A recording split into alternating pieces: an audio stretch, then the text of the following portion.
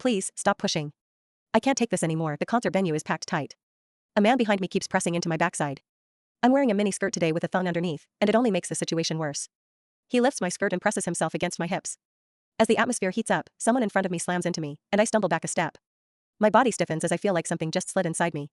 My name was Mandy Cox, and I was a die-hard fangirl. I wanted a celebrity to notice me, so I dressed for attention. I wore heavy makeup and made sure nothing about me went unnoticed.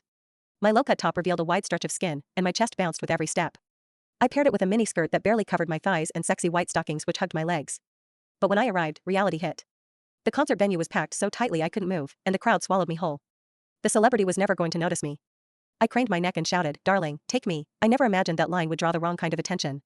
Instead of the celebrity, it caught a filthy creep.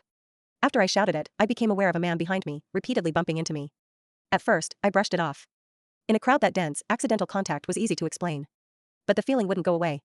Something hard kept pressing against my butt from behind. I assumed I'd accidentally backed into his hand where it rested behind me, so I turned and offered a polite apology. "Sorry, I didn't mean to bump into you." He paused, then flashed a leering smile and said, "It's okay." I don't mind. When I turned back toward the stage, I felt him press against me again, more deliberate than before. I kept my attention on the celebrity on stage and shut him out. The man became increasingly brazen, pulling up my skirt and pressing close against my backside. I had only a thong on underneath, which left my butt exposed. I felt his touch directly against my skin and assumed it was his finger. Only then did I realize something was wrong. The pressure was warm and solid in a way a finger could never be. My mind lurched as the truth hit me. In the 20 years of my life, this was the first time a man had ever molested me. Fear surged through me, sharp and overwhelming, and my body reacted with an instinct to flee. But there was no way to move. The concert floor was packed wall to wall, leaving me stuck where I stood. I drew myself tight, bracing as if tension alone could keep the fear out. As I did, my hips closed around the man's so-called finger, trapping it between my cheeks. An unfamiliar sensation followed, and warmth rose to my face. What confused me was that I didn't recoil from it. There was a muted comfort to it, and against my will, it sparked a faint sense of expectation. The man behind me seemed to take it as a signal. He moved in closer, repeating the motion until the intrusion was unmistakable. I had lived a sheltered life as a college student, and now I was being toyed with by a stranger while surrounded by people. Shame surged within me without warning. I felt the urge to sob, but my throat closed, and my voice deserted me. Worse still, the pressure forced my thong inward and sent a restless, prickling discomfort through my body that wouldn't fade. A quiet, involuntary sound escaped me, and the embarrassment followed instantly.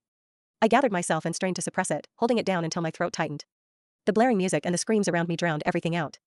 With every eye fixed on the stage, no one was aware of what was happening to me. At the same time, the intensity continued to rise, touching something deep inside me. I bit down on my lip as cold sweat traced my spine.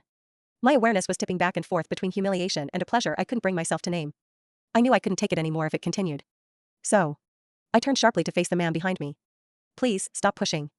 I can't take this anymore." When I finished speaking, the man leaned toward me and whispered in my ear, "Is it exciting, the way I'm pushing against you?" The shame was overwhelming.